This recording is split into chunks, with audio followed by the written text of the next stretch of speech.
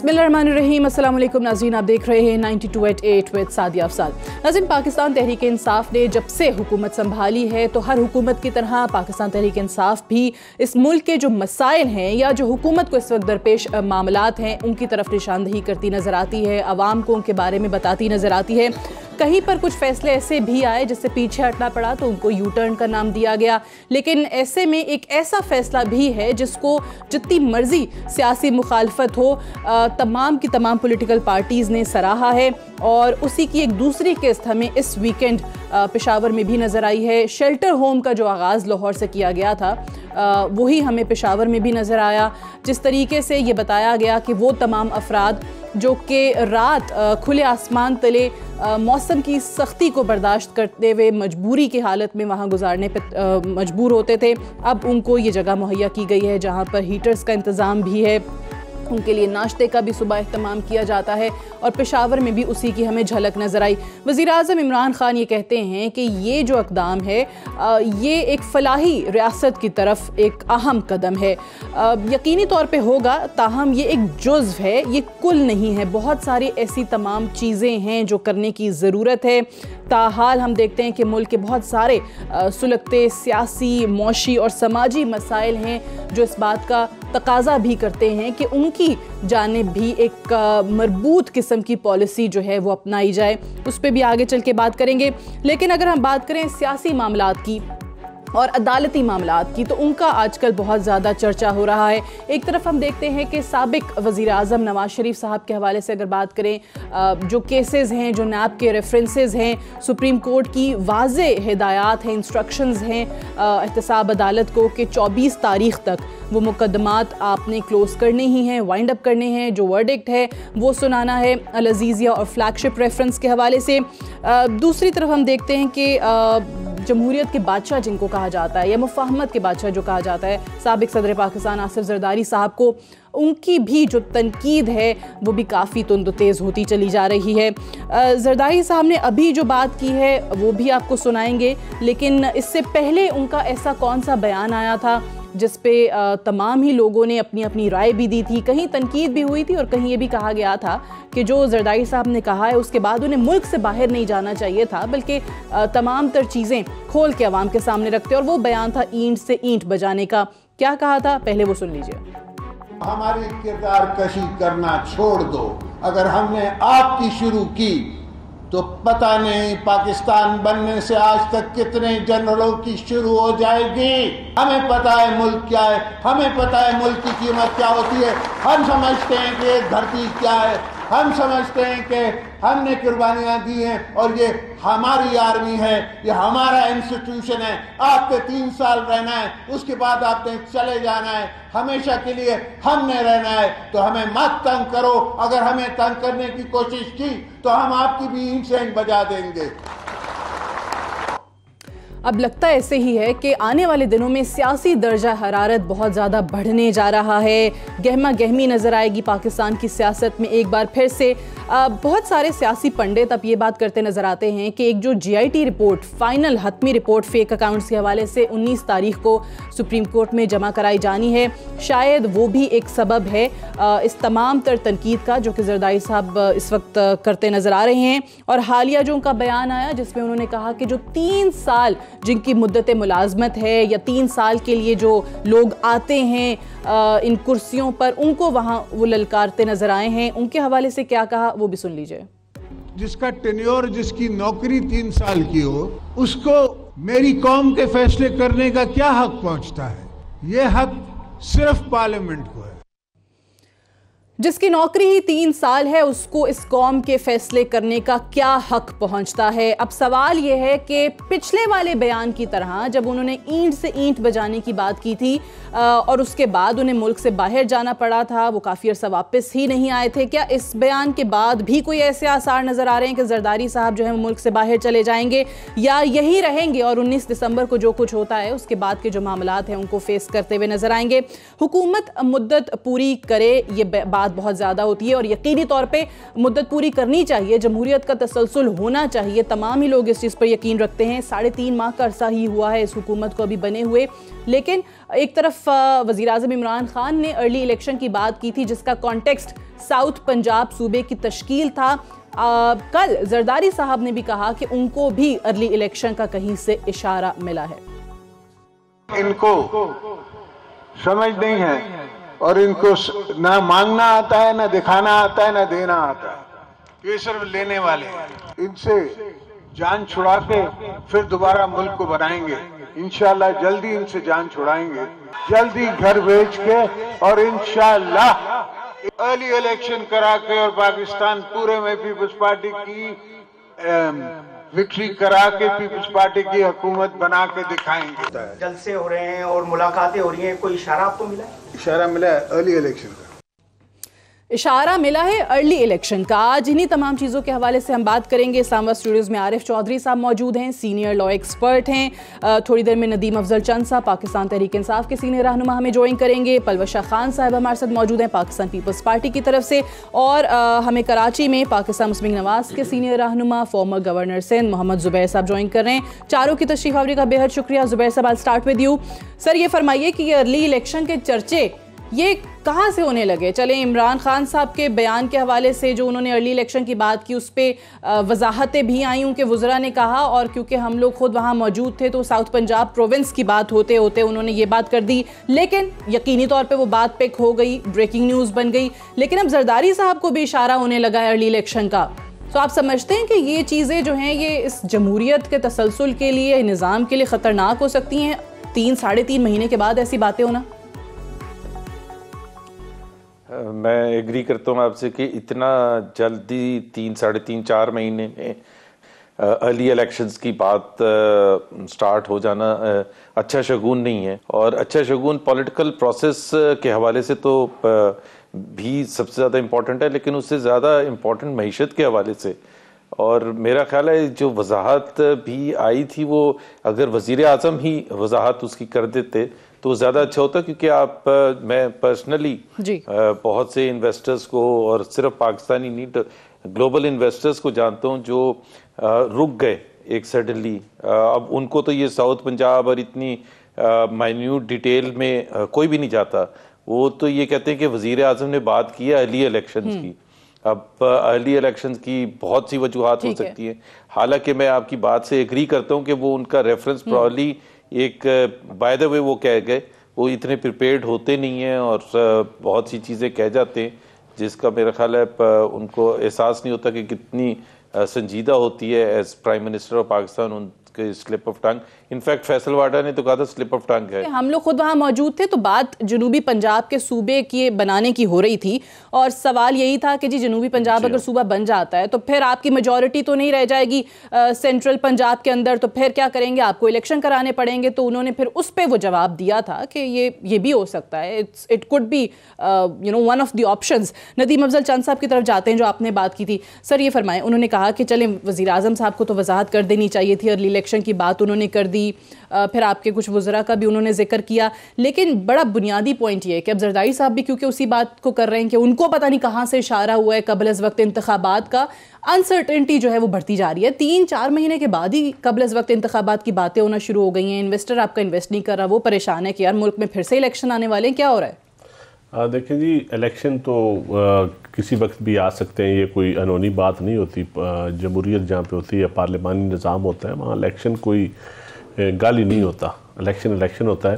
लेकिन देखना यह है कि इलेक्शन इस वक्त मैं समझता हूँ कि जो लोग हैवी सिस्टम को ब्लैकमेल करने की कोशिश करते हैं, या छोटे छोटे ग्रुप्स की सूरत में हुकूमतों को और पीटीआई की ना पंजाब में मेजॉरिटी है ना मरकज़ में उस तरह मेजॉरिटी है, तो बहुत सारे लोग और नून लीग के साथ मिलकर या किसी नून लीग वाले अपोजिशन का जिस तरह इनका वतीरा बना हुआ है, बट अभी तो मेरे ख्याल में कौन ब्लैकमेल कर रहा है? देखिए, पॉलिटिकल ब्लैकमेलिंग का लफ्ज़ तो खैर ज़्यादा सख्त है थोड़ा सा, लेकिन तंग किया जाता है हमेशा। और ये जो अपोजिशन का काम है ना, अपोजिशन का तो हक होता है, ब्लैकमेल करना अपोजिशन का तो हक होता है।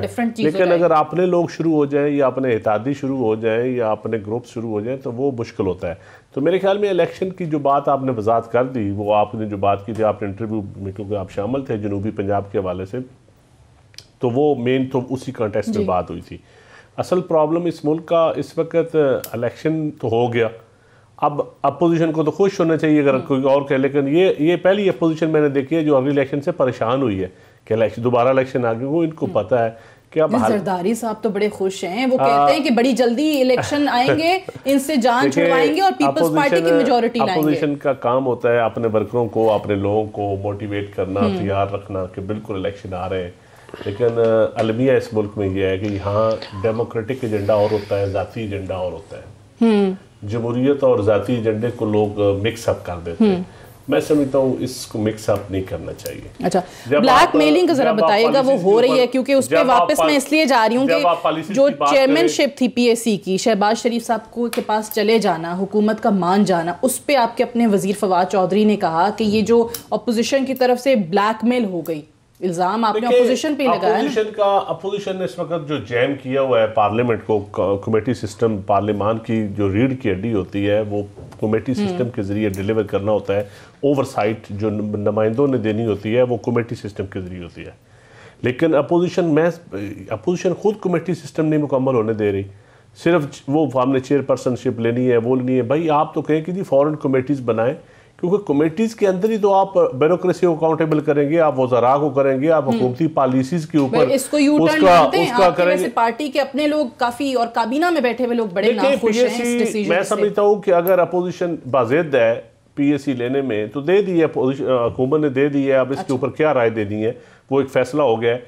लेकिन कोई फ़र्क नहीं पड़ता, चलो दे भी दी तो नहीं दिया, ना भी अपोजिशन को मिलती तो अपोजिशन को इतनी जिद नहीं करनी चाहिए थी, क्योंकि मियां शहबाज शरीफ साहब अभी तो जेल में, अगर बाहर निकलेंगे भी तो वो बीमार होंगे, फिर वो बाहर इलाज के लिए चले जाएंगे, पीएससी तो इफेक्टिव नहीं होगी। आपने वैसे सारा प्रिएम्प्ट कर लिया कि बाहर आएंगे तो वो बीमार होंगे, फिर वो बीमार होंगे तो बाहर चले जाएंगे। का तरीका वारदात ही है। अच्छा, मैं पुराना तरीका वारदात एक जैसे ही है। परवेशा साहिबा, ये फरमाइएगा कि ये जरदारी साहब जो कह रहे हैं कि उनको इशारा मिला है, ये कहाँ से उनको इशारा हुआ है कि मुल्क में कबल वक्त इंतखाबात हो सकते हैं, अर्ली इलेक्शन हो सकते हैं? फिर ज़ाहिर है सियासी बयान उनका ये कि पीपल्स पार्टी की मेजॉरिटी वो ला सकते हैं, इन हुक्मरानों से वो जान छुड़वा सकते हैं बड़ी जल्दी।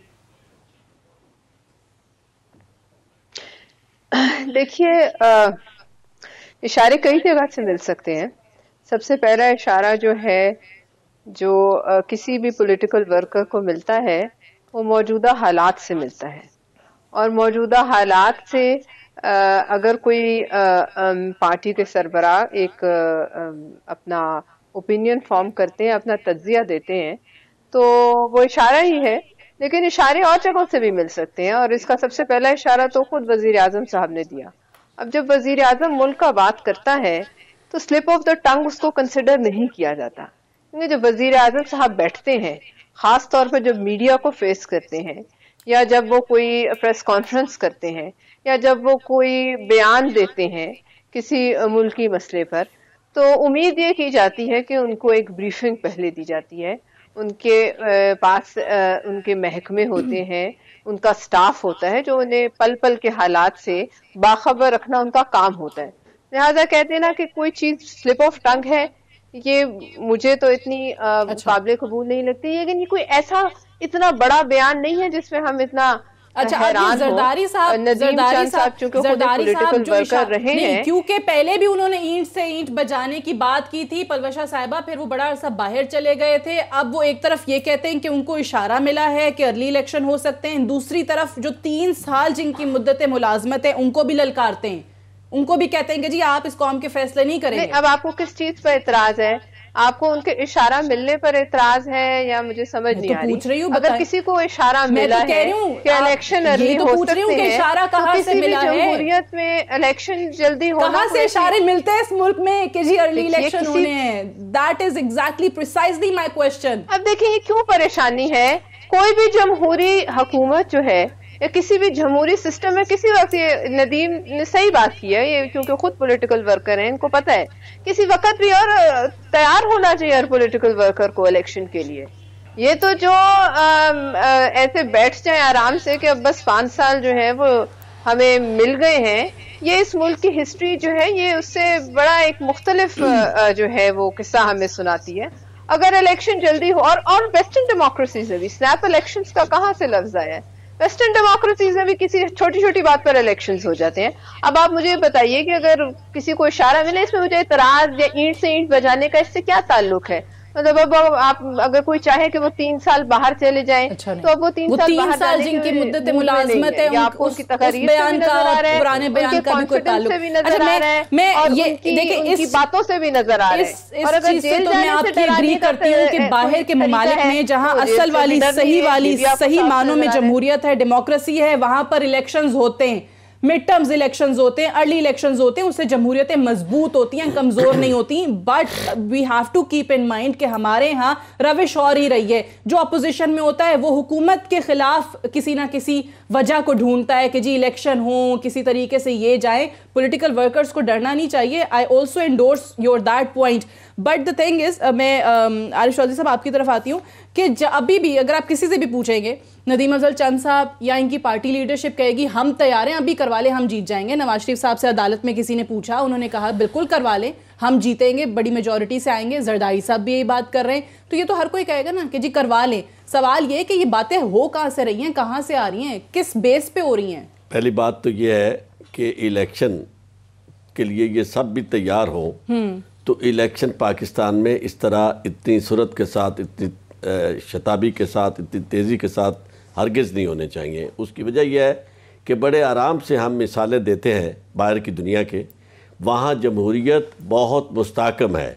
वहाँ इन्वेस्टर जो है वो इस चीज़ को नहीं देखता कि वहाँ किसकी गवर्नमेंट है। वहाँ इन्वेस्टर को ये पता है कि पॉलिसी जो है वो बनती है, इदारे मौजूद हैं और वो पॉलिसी जो है वो चलती है, उसके अंदर तसलसल है।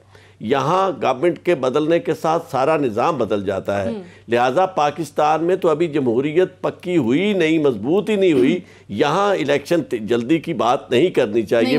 हाँ, अच्छा। दूसरी बात मैं आपसे एक 3 साल वाले कौन है? मैं अर्ज करता हूँ, ये इशारे उशारे कोई नहीं होते। बात सिर्फ ये होती है कि आपने तासुर देना होता है कि चूंकि आप इस वक्त ट्रबल में हैं। आपसे मुराद जनाब आसफ अली जरदारी साहब, तो वो इस वक्त एक तो अपना जो उनकी कॉन्स्टिट्यूएंसी है उसे ये बताना चाहते हैं कि घबराने की कोई ज़रूरत नहीं, और दूसरा उसी प्रेशर में, जिस प्रेशर में उन्होंने माजी में बयान दिया था, एग्जैक्टली वही स्टाइल है और वही उनकी यानी ट्यून है और वही टेनर है बजाने वाले। अच्छा, मैं आपको अर्ज करूं, अब बात यह है कि आप ज़रा इस गवर्नमेंट के साथ जो हाथ हो रहा है वो ज़रा मुलाजा करें कि एक दिन इस गवर्नमेंट को नहीं दिया जा रहा, और शुरू से लेकर ये बात और कर कौन रहे हैं जिनके खिलाफ एहतसाब में केसेस चल रहे हैं। और ये वो खुद इनकी पॉलिटिकल पार्टी, उस वक्त इन्हें कोई प्रॉब्लम नहीं था जब नवाज शरीफ साहब एहतसाब की जद में थे। जो ही सर, अगर आप इजाजत दें, मैं सॉरी इंटरप्ट कर रही हूँ, एक ब्रेक आ रही है, ब्रेक से वापस आते हैं, मैं आपकी बात मुकम्मल सुनती हूँ, डिस्कशन को यहीं से आगे बढ़ाएंगे right after this short break.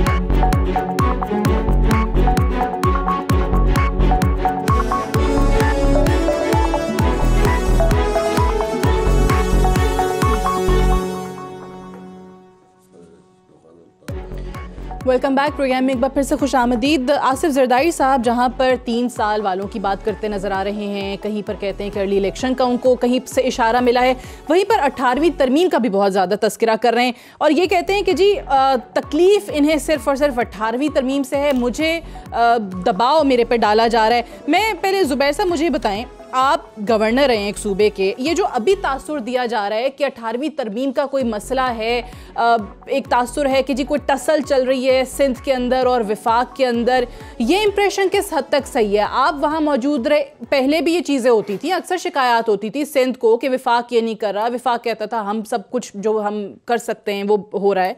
अभी इस वक्त आपको क्या सिचुएशन लगती है? अभी मेरा अपना जो भी मेरी मालूमात हैं और कुछ तो जो पीटीआई के वज़रा हैं वो पब्लिक में जाके ये बात कर भी चुके हैं। Faisal Vawda for example is one minister, एक दो और मिनिस्टर्स ने भी बड़े खुल के बात की है कि वो 18th अमेंडमेंट के ख़िलाफ़ हैं, जनरली ख़िलाफ़ हैं, और वो हमेशा से, चूँकि पीटीआई की अगर आप कंपोजिशन देखें 90% जो हैं वो जिसको आप मैं कहता हूँ मुशर्रफाइट्स हैं, खुर्चें तो पीछे से वही निकलते हैं और तभी वो हर चीज़ 10 साल तक ही पीछे जाते हैं, उससे पहले कभी भी नहीं जाते। कभी एक दफा भी किसी भी वजीर या जितने लोग बात कर रहे हैं वो कहते हैं 18वीं तरमीम में कुछ शिके मैं सिर्फ एक बात कर रहा हूँ, चेंज होने की जरूरत है, पूरी तरमीम की बात कोई नहीं कर रहा। कुछ शिके नहीं, एक तो कॉन्सेप्शनली बात हो रही है, कॉन्सेप्शनली बात हो रही है कि जी सेंटर के पास जो है वो पावर्स ज्यादा होनी चाहिए और कई तो वज़रा ऐसे हैं जो कि कहते हैं इरिस्पेक्टिव ऑफ क्या लिखा हुआ है 18th अमेंडमेंट में या कॉन्स्टिट्यूशन क्या कहता है, वफाक को हक पहुंचता है इंटरफेयर करने का एंड सो ऑन। सो जो आप वो जब मेरे गवर्नर जब मैं था और उस वक्त भी इश्यूज होते थे और वफाक और सूबों के दरमियान हमेशा इश्यूज होंगे अगर दो मुख्तलिफ पॉलिटिकल पार्टीज हुकूमत में होंगी दोनों जगह, और ये एक नॉर्मल चीज़ है और उसको मेरा ख्याल है एड्रेस करने का तरीका जो है अंदर बैठ के होता है। आपने कभी नहीं सुना होगा कि जी वर्बल असॉल्ट एक दूसरे पर मैं चीफ मिनिस्टर पर कर रहा हूँ सिंध के या वो कर रहे हैं, आप बातचीत करके बहुत सी चीज़ें रिजॉल्व भी कर लेते हैं। लेकिन मेरा अपना ख्याल है कि आने वाले दिनों में, मुझे आसिफ जरदारी के हवाले से बात नहीं कर रहा, मैं अपने हवाले से बात कर रहा हूँ कि आने वाले दिनों में ज़रूर पीटीआई की ये कोशिश होगी कि 18th अमेंडमेंट की जो ज़्यादातर शिकें हैं उनको इस तरह से ख़त्म किया जाए कि जो पावर है वो ज़्यादा सेंटर के पास हो, प्रोविंसेस के पास कम हो। बट सर वो भी कैसे करेंगे? वो आइन में अगर तरमीम आपको चाहिए तो उसके लिए भी तो आपको चाहिए ना, मेजॉरिटी चाहिए। जाहिर सी बात है वो तो अब वो एक मराहिल तो वो तय करने पड़ेंगे,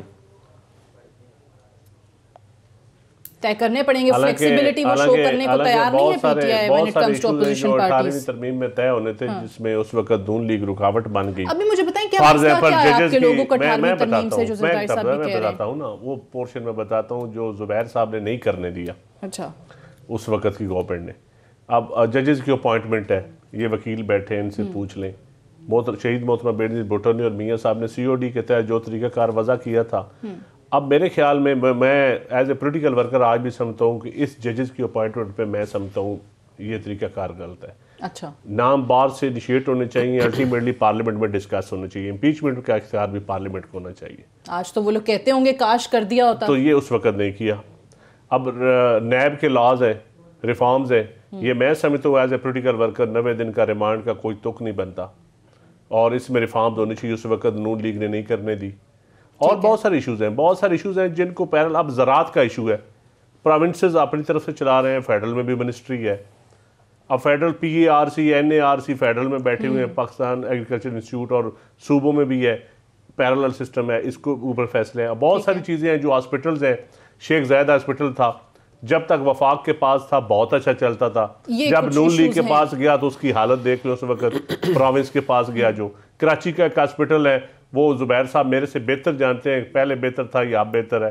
तो ये कुछ चीजें देखें, पॉलिसीज में जो शिफ्ट है ना, बड़ा वसाइल के हवाले से, वसाइल के हवाले से कोई नहीं चेंज करेगा तो ठीक है ना। ये अब बैतुल माल है, उशर ज़कात कमेटियां सूबे में भी है, उशर ज़कात सूबे में भी है और वफाक में भी बैतुल माल भी है। तो ये चीज़ें हैं जिनको हम बहुत सारी चीज़ों ने सेटल करना है। बाकी जो बुनियादी जो मिथ था 18वीं तरमीम है उसके ऊपर मैं समझता हूँ कोई नहीं उसको छेड़ेगा।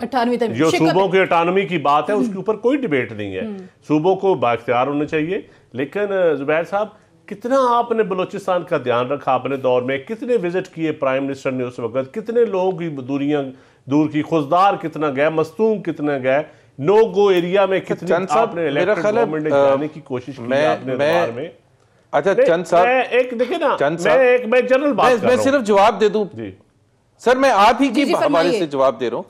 मैं पूरा कर लूं जवाब तो आपको फिर 10 साल जो हमारी 2 मिनट में तो नहीं दे सकते ना 10 साल नहीं सर जी 11 साल भी कह सकते। चलो आप कर लें मतलब डरा ना करें 11 साल कहेंगे तो कोई भी नहीं आके पकड़ेगा। नहीं पाई है आप, 10 साल तक क्यों पीछे जाते हैं। ठीक, मैं सिर्फ ये कह रहा हूँ आपकी बहुत सी बातें सही है कि नून लीग ने करनी थी और मैं मुशर्रफ के दौर का भी मैं उस वक्त भी अपोजिशन में था।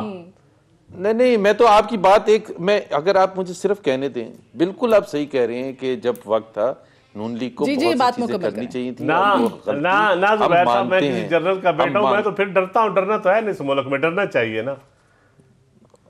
हाँ नहीं, पीटीआई वालों को तो खासतौर पर डरना चाहिए कि भाई इतने एहसानात हैं और उसके बाद आप उसके 11 साल का और 15 साल का हिसाब भी मांगे तो वो कहेंगे भाई साहब आप हैं कहाँ, हमने आपको बिठाया है और आप हमारे से ही हिसाब मांग रहे हैं। तो वो आपके लिए मुश्किल है, वो तो हम समझ नहीं। वो साहब आपने नहीं मांगा, जरदारी साहब ने बाय द वे आज ये भी कह दिया, जिनकी तरफ आप इशारा करके कहते हैं ना, आपने साहब कौन सा जिनकी तरफ आप इशारा करके कहते हैं कि खान साहब को उन्होंने बिठाया, आज जरदारी साहब ने कहा कि जी देखिए उन्होंने अल्ताफ हुसैन को बनाया, फिर क्या हुआ उसके साथ, नवाज शरीफ को बनाया, जनरल जिलानी साहब ने बनाया, नवाज शरीफ के साथ क्या हुआ, जनरल जिलानी साहब के दौर से लेकर जनरल एहतशाम ज़मीर तक का सफर तय किया आपने। जुबैर साहब जी सफर तय किया, बिल्कुल तय किया, लेकिन मैं तो सिर्फ कह रहा था कि कोई फर्क नहीं पड़ता कि हो सकता है गैस की पॉलिसी मुशर्रफ के दौर में खराब हो। शौकत अजीज को भी आप कभी क्रिटिसाइज कर सकते हैं, कोई मतलब इतना भी हिसाब किताब नहीं आपसे पूछा जाएगा कि आपने क्यों बात की थी। मैं तो सिर्फ कह रहा हूँ थोड़ा सा अपना, आप तो बड़े सियासी वर्कर हैं, आपको थोड़ी सी तो हिम्मत करनी चाहिए। मतलब ऐसे लगता है कि सारे प्रॉब्लम्स ही 10 साल पहले शुरू हुए थे, मुशर्रफ का दौर इतना बिल्कुल करनी चाहिए। देखे ना आप, पहले अदवार में फाइनेंस मिनिस्टर हमेशा अपॉइंटेड आते थे, इलेक्टेड गवर्नमेंट होती थी, फाइनेंस मिनिस्टर कहीं से इंपोर्ट होके आ जाता था, फॉरेन मिनिस्टर इंपोर्ट होके आ जाता था। चलो आज देख ले, कम से कम हमारा फाइनेंस मिनिस्टर इलेक्टेड तो है। चलो आपको कोई इतराज है तो मैं नहीं सकता, आपको हमारे फाइनेंस इस चीज पे तो जुबैर साहब को इतराज नहीं होगा। बहरहाल मैं सर वापस coming back to the point, ये 18वीं तरमीम वाला जिस तरह इन्होंने बात की, कोई भी तरमीम है या कोई भी शेक है, बात तो हो सकती है ना बैठ के उस पर, कोई सहीफा आसमानी तो नहीं है अगर कहीं पर एतराज़ात हैं, लेकिन वो फ्लेक्सिबिलिटी इनमें भी नहीं है, यानी पीटीआई की लीडरशिप में कि बाकी अपोजिशन पार्टीज को साथ मिला के बैठ सकें। मेजॉरिटी से ही होना है ना जो भी होना है, अगर आपने आइन में कोई छेड़छाड़ करनी है। 18वीं तरमीम का सबसे ज़्यादा जो उसकी कैजुअलिटी है वो मैं समझता हूँ ये जस्टिस सिस्टम है, जिसकी तरफ इन्होंने बजा तौर पर इशारा किया और मैं एग्री करता हूँ। उसकी वजह यह है कि मैं बहुत अरसा पहले जब ये सज्जाद अली शाह साहब वाली जजमेंट आई थी जजेस केस में, यानी अल जिहाद ट्रस्ट में, तो उस पर जो तबसरा हुआ था वो पहले मैं यहाँ बयान कर चुका हूँ और आज फिर करना चाहता हूँ कि उस वक्त कुलदीप नायर जो थे उन्होंने मुझे कहा कि पहली हमारी जजमेंट आई है हमारे मुल्क में जहां जज खुद ही जज बनाएंगे, तो वो कहते हैं, उन्होंने जुमला बोला, we are suffering because of it and you will suffer. तो अब हमने देखा कि उस जजमेंट का ये नुकसान हुआ है, यानी 18वीं तरमीम होना तो ये चाहिए था कि ये इख्तियार जो है ये इसी तरह होता कि आपने किसी को लेना है तो सबसे पहले उसका नाम लिया जाए, प्रेसिडेंट जो है नाम पूछे और जब नाम लिया जाए तो वो बारों से जहां वो प्रैक्टिस करते हैं उन लोगों को पता होता है कि किस किरदार का कोई शख्स है, कितनी उसकी प्रैक्टिस है, क्या उसकी अंडरस्टैंडिंग का फ्लॉ है, इंटेग्रिटी का क्या आलम है। तो वो उसके बाद जब आप उस सारी कौम के सामने रखें कि ये लोग हैं जिन्हें हम जज बनाने वाले हैं, चूँकि जजेस का मामला पूरी तकदीर के साथ उन्होंने कौम की तकदीर के फैसले करने होते हैं और उसी से बनाव और बिगाड़ जो होता है पैदा होता है सोसाइटी में। तो इसलिए इस मामले में मैं समझता हूँ कि बहुत ज़्यादती हुई और अब हालत ये है कि बराए नाम लोग मौजूद हैं इसमें, जजेस ऐसे भी अपॉइंट कर दिए गए जिनके बारे में चीफ जस्टिस ने कहा था हाई कोर्ट के कि ये जजेस नहीं अपॉइंट होने चाहिए थे, वो हुए। तो मैं ये समझता हूँ कि जो शख्स, तो ये यानी एक एग्जांपल है, एक पहलू है, बाकी दूसरी है तो खुद इसकी दूसरी बात मैं आपको अर्ज करूँ, एक बात मैं आपको अर्ज करूँ कि यहाँ कम अज कम ये करीब बैठे इनका तो हाथ भी पकड़ा जा सकता है कि इस वक्त जो बार बार ये कहा जाता है ना कि जी ये बहुत ज़्यादा 18वीं तरमीम का मसला नहीं है, हर शख्स जो है उसे किसी ना किसी मसले की तरफ ध्यान जरूर दिलवाना पड़ता है जिस वक्त उसका मामला अदालतों में या उसका मामला केसेस का बनता है। तो ये मामला अगर यानी ये जरदारी साहब पे जो केसेस हैं या जो प्रीएम्प्ट कर रहे हैं उसका 18वीं तरमीम से कोई ताल्लुक है नहीं, से कतई कोई ताल्लुक नहीं है। ये केसेस हैं जिनको उन्हें फेस करना चाहिए और कौम को बताना चाहिए, क्योंकि ये रिवाज खत्म होना चाहिए कि जिसके केसेस आए वो फौरी तौर पर गाली देना शुरू कर दे कि ये देखो जनाब और मैं ये कर दूंगा। उसका फिर ये नतीजा होगा कि हमें ये फैसला करना होगा बहसीयत मजमुई और बहसीयत कौम मिन हैसुल कौम कि क्या हमने इसी तरह बड़ों की करप्शन बर्दाश्त करके जिंदा रहना है या एहतसाब मैं एक ब्रेक ले लूं, फिर पलवशा साहिबा के पास जाएंगे और ये दोनों चीज़ों के दरमियान जो लिंक की बात की है ये भी जानेंगे, और साथ ही साथ वो जो 19 दिसंबर को हतमी रिपोर्ट जानी है फेक अकाउंट्स वाली JIT की रिपोर्ट सुप्रीम कोर्ट में सबमिट होनी है, उससे भी क्या कोई कनेक्शन है इस चीज़ का? बात करते हैं एक वक्फे के बाद।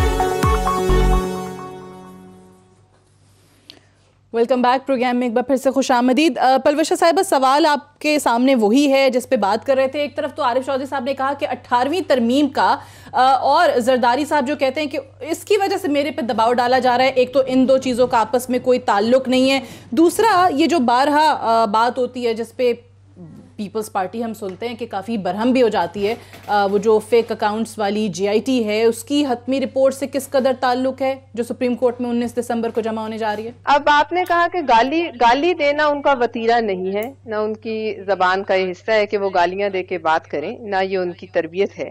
और फेस करना हालात को वो जरदारी साहब को कौन सिखा सकता है? जिस शख्स ने अपनी सारी जवानी जेलों में काटी, अब उसको फेस करना हालात से या जेलों से डराना या किसी जुडिशल प्रोसेस से डराना या किसी JIT से, वो वाला खौफ आप देख रही हैं कि उनके दिल में नहीं है।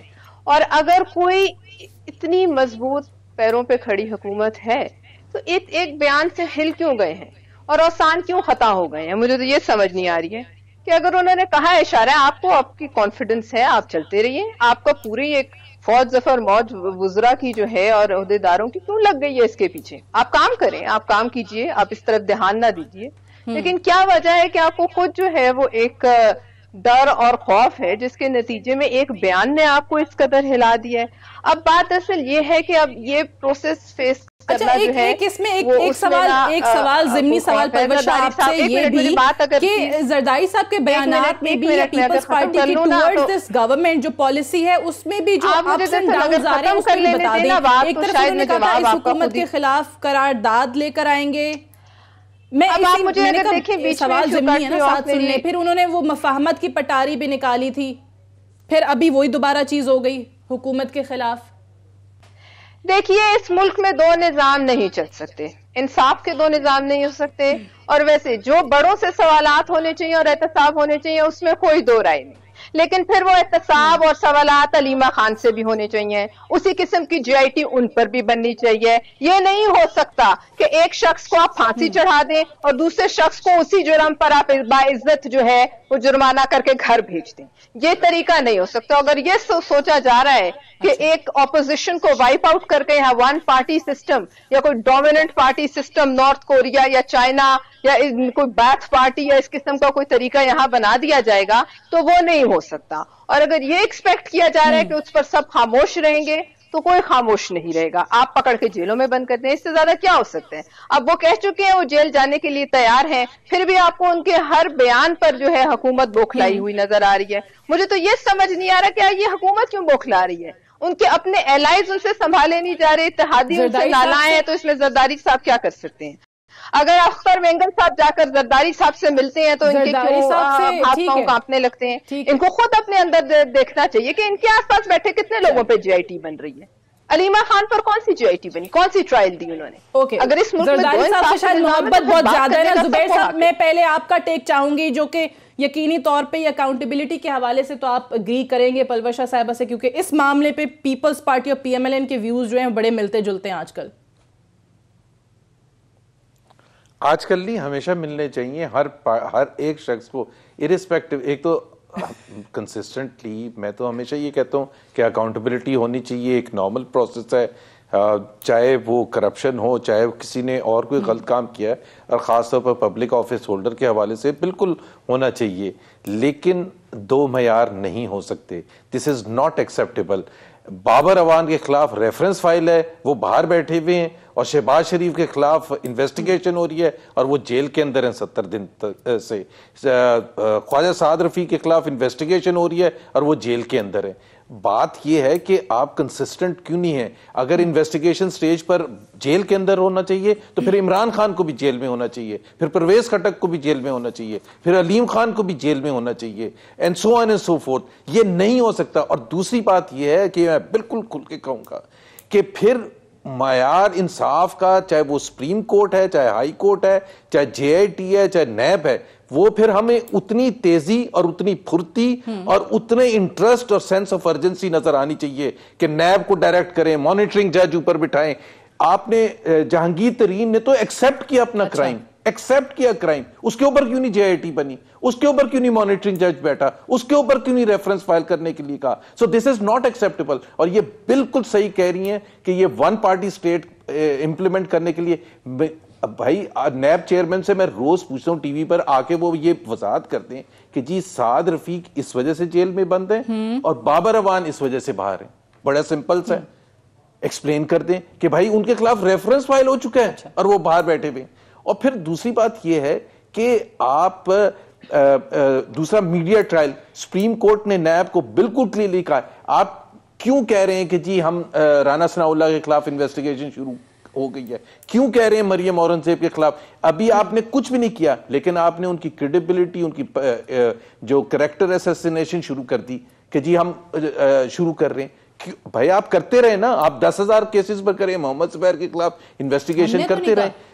जब आपके पास कोई चीज आएगी तो आप न्यूज में चल रहा है, लेकिन ये ठीक है, गॉट योर पॉइंट। मैं वैसे नदीम अफजल साहब जिस तरह वो चाह रहे हैं ना कि पूरी पार्लियामेंट जो है ना, वो ऐसे लगता है कि फिर जेल में हो। आप शुक्र करें आप नहीं अभी मेंबर। देखिए मैं समझता हूँ जुबैर साहब की बात ठीक है, क्योंकि अभी राना मशहूद भी बाहर है, अभी और बहुत सारे लोग। जुबैर साहब जरा पंजाब के हर जिले में चले जाएं, किसी भी पार्टी से जो लोग मेजॉरिटी हैं, बहुत सारे ब्यूरोक्रेट्स हैं, बहुत सारे, मैं ऐसे लोग इनको बता सकता हूँ जिन्होंने 1985 में जो काउंसलर बने थे बल्दिया के, यहाँ वो चेयरमैन बने थे और आज वो अरबपति है। बिजनेस भी उन्होंने किए हैं, रियासत के बलबूते पे बिजनेस किए हैं, रियासत को इस्तेमाल करके बिजनेस किया है। एक होता है बिजनेसमैन जो अपना बिजनेस करते हैं, उस पर कोई इतराज नहीं होता। मैं बाबर अवान की, मैं रियासत वालों की बात कर रहा हूँ सर। जो मैंने सवाल पूछे ना उसी का जवाब दें। 85 में ना जाए, मुझे ये बताएं कि बाबर अवान की बाहर है। मैं तो आपकी बात को सेकंड कर रहा हूँ। नहीं, आप उल्टा करके कह रहे हैं कि 85 में ये हुआ था राना मशहूद। जो मैंने आपसे सवाल पूछे सर, आप मेरी बात तो सुन लें। अब राना मशहूद की वीडियो लीक हो चुकी है, उसके ऊपर कोई केस नहीं है। आप घुमाए ना, आप घुमाए ना। देखिए बहुत सारे लोग आपकी बाहर है। मैं आपसे इत्तेफाक करता हूं कि अभी ये स्पीड अप काम होना चाहिए, फिर अदल होना चाहिए। आप कभी हुकूमत में बैठ के अदल का लफ्ज नहीं बोला आपने। ये जुबैर साहब ने जो बात की ना सर, ऐसा होता है नहीं बोला, हमारा कसूर है। तो अदल होना चाहिए, अदल होना चाहिए। खा आप हो, खा मियां साहब हो, खा बाबर अवान हो, कोई भी हो, मैं कहता हूं अदल का दामन नहीं छोड़ना चाहिए। लेकिन नदीम अफजल चंद साहब एक सवाल मेरा ऐड कर लें। मैं तो डिबेट नहीं कर रहा हूं। एक मेरा ज़िमनी सवाल ऐड कर लें। जो जुबैर साहब बात कर रहे हैं ना, वो इम्तिहानों में अक्सर सवाल आता है कि मिसालें दे के वाजे करें। सो मैं एक मिसाल दे देती हूँ कि वो नैब ने बुलाया आपके CM KPK को, महमूद खान को, मालम जब्बार राजी केस में। वो CM साहब बाहर आते हैं, मीडिया से बात करते हैं और वो कहते हैं कि जी मुझे तो नैब ने क्लीन चिट दे दी है। सो वो भी लोग परेशान होते हैं कि जी बाकी जाते हैं तो वो उनका कोई जुडिशियल रिमांड, कोई जिस्मानी रिमांड, यहाँ पे एक दिन में ही उन्हें क्लीन चिट दे दी, वरना पेशियां भुगत रहे होते हैं। बाकी कोई ऐसा होते हैं, कई लोगों का प्रोफाइल बन रहा होता है, कई लोग वॉच लिस्ट में होते हैं, कई लोगों का फिर एविडेंस आ चुकी होती है, कहीं से फिर रिकवरी करनी होती है, कईयों की मनी ट्रेल ढूंढनी होती है, कईयों का पूरा रिकवरी करनी होती है। ये नैब के पैरामीटर ये चौधरी साहब मेरे से बेहतर बता सकते हैं। फिर जब रेफरेंस बनता है, फिर रेफरेंस के अलावा बहुत सारे मामला वाइट कॉलर जो इन्वेस्टिगेशन है, वाइट कॉलर क्राइम में, तो मुझे नहीं अंदाजा। मैं मतलब कुछ बेहतर आर साहब बता सकते हैं। मैं केसेस के बारे से डिटेल नहीं जानता, अल्लाह बचाए इन केसेस से। तो बहरहाल इस मुल्क में अभी एहतसाब बहुत सारे तबकों का होना है, बिजनेस कार्टेल का एहतसाब होना है। ऐसे बिजनेसमैन, कई बेचारे बिजनेसमैन को विक्टिमाइज किया गया इस दौर में, और कईयों के कार्टेल ऐसे बने हुए हैं कि हर दौर हुकूमत वो मौजे कर रहे होते हैं। इस मुल्क में ऐसे है, हर हुकूमत के लिए नागुज़ीर बन जाते हैं। ये मैं तो कहता हूँ कि ये अभी कोई हमारा कोई अदल का निज़ाम को आइडियल तो नहीं हुआ। अभी हम ट्रांजिशनल फेज में, ना हमारी डेमोक्रेसी आइडियल है, हम ट्रांजिशनल फेज में, ना हमारा कोई भी तबका अभी आप कहें कि अल्टीमेट हम आइडियल हो गए, वो गलत बात है। हम ट्रांजिशनल फेज में, हम डेमोक्रेसी हमारी मजबूत होने की तरफ जा रही है, एक तसलसल है डेमोक्रेसी का। तो आप ऐसा निशानदेही करें, आप जो कुताहियां कमियां हैं उसके ऊपर लेजिस्लेशन करें, उसके ऊपर असेंबली के अंदर डिबेट करें, बात करें, वो आपका हक है। सिस्टम को आगे लेके चलें और अच्छी बात होनी चाहिए। जी सर। पहली बात तो यह है कि जुबैर साहब ने खुद ही जवाब दे दिया कि सवाल के रूप में उन्होंने कहा कि जी मैंने बार बार उन्हें कहा है कि वो अपना जवाब दे, और मैं चूँकि वकील हूँ और वकील जब तक किसी का वकालतनामा या इख्तियार ना किसी के पास हो तो उसे उसकी तरफ से बात नहीं करनी चाहिए। एक तो पीटीआई का वकालतनामा मेरे पास नहीं है, दूसरा नैब का नहीं है, लिहाजा मैं जुबैर साहब की इस बात से इत्तेफाक करता हूँ कि ये काम नैब का है कि वो अपने किसी भी शख्स के ज़रिए जो उनका ज़िम्मेदार हो, जिसे वो तर्जमान कहें या जो भी कहें, वो आके ये ज़रूर बयान करे कि ये जो सवालात उठ रहे हैं ये क्यों उठ रहे हैं। उसकी वजह यह है कि जब तक किसी शख्स को केस का पता नहीं होगा वो अपने तौर पर ये बात नहीं बता सकता कि फ़लाँ शख्स क्यों अंदर है और फ़लाँ क्यों बाहर है और फ़लाँ के ख़िलाफ़ इंक्वायरी किस लेवल पे है। ये उनका काम है कि अभी तक वो आके उन्होंने बताया नहीं। और हमने 2-3 दिन पहले मैंने एक प्रोग्राम में ये बात उनसे कही थी कि जी मुसलसल हम आपसे पूछ रहे हैं कि अभी तक आपके पास वो प्रोसिक्यूटर मौजूद हैं, वो आईओज मौजूद हैं जिनके ऊपर लोगों के बहुत ज़्यादा एतराज़ात हैं, और लोगों ने कहा कि अभी आपके ऐसे लोग मौजूद हैं जो करप्शन में इन्वॉल्व हैं। बिल्कुल ठीक। अच्छा, ये इसका जवाब अभी तक चेयरमैन नैब ने नहीं दिया, उसकी या उनकी तरफ से ये जवाब नहीं आया। अच्छा, एक चीज़ का जवाब अलबत्ता ज़रूर आ गया कि वो जो पिछले कमरुज़्ज़मान साहब के बारे में हमने बात की थी, उन्होंने मुझे ला के अपनी जजमेंट दिखा दी कि जी ये सुप्रीम कोर्ट का फैसला है मेरे हक में, कि उन्होंने कहा था कि NICL केस में इनका कोई रोल नहीं है। इदारों के जो तर्जुमान हैं वो खुद ये बात जहाँ तक मामला है, ये आरिफ चौधरी साहब वो बात रह जाएगी। प्रोग्राम के आखिरी लम्हात हैं, ये जो आज समा के कैमरामैन पे वाजिद पे जिस अंदाज में तशद्दुद हुआ है, नवाज शरीफ साहब के पर्सनल गार्ड ने जो किया है, सरमायादाराना एक जो माइंड सेट का इजहार है, इसको आप इस पैरा में देखें ना। ये लोग अब असम्बली के अंदर कभी को आता रसीरुल बाबर साहब थे तो वो किसी को असला लेके जाने की भी इजाज़त नहीं देते थे। अब असम्बली प्रिंसिस के अंदर एक साफ़ी को तशद्दुद का निशाना बनाना, वैसे एग्जैक्टली वहाँ पे क्या आपके पर्सनल गार्ड्स की ज़रूरत है? कौमी असम्बली ये अब ये भी जुबैर साहब को कहें कि कम अज़ कम ऐसे सरमायादाराना सोच से तो निकले। कंडेम करना चाहिए, और sir one liner last minute बिल्कुल कंडेम करना चाहिए। शर्मिंदगी की बात है हम सबके लिए, हमारी पार्टी के लिए खास तौर पर। और मेरा ख्याल है, एक तो मैं बिल्कुल एग्री करता हूँ कि वहाँ असेंबली के अंदर गार्ड्स का वहाँ मौजूद होना कोई सेंस ही नहीं बनता, चाहे कोई किसी को पसंद हो या ना हो। मैं तो कहीं पूरे पाकिस्तान में नहीं एक गार्ड लेके फिरता, बट वैसे मैं कह रहा हूँ। और दूसरी बात यह है कि हमें टॉलरेंस थोड़ी सी शो करनी चाहिए। एक फिजिकल होने का भी एक हद होती है। आप इतना ब्रूटली किसी के ऊपर उसका इजहार कर रहे हैं, so this is not something as a Pakistani nation और as a political party we should feel exactly this is not the way. इसको जितना कंडेम किया जाए यकीनी तौर पे वो बनता है। बहुत बहुत शुक्रिया नदीम ज़ुल्चंद साहब, आरिफ चौधरी साहब, पलवशा खान साहब और मोहम्मद ज़ुबैर साहब का प्रोग्राम में ज्वाइन करने के लिए। That's all for tonight. I will see you tomorrow इंशाल्लाह। इजाज़त दीजिए, खुदा हाफिज़।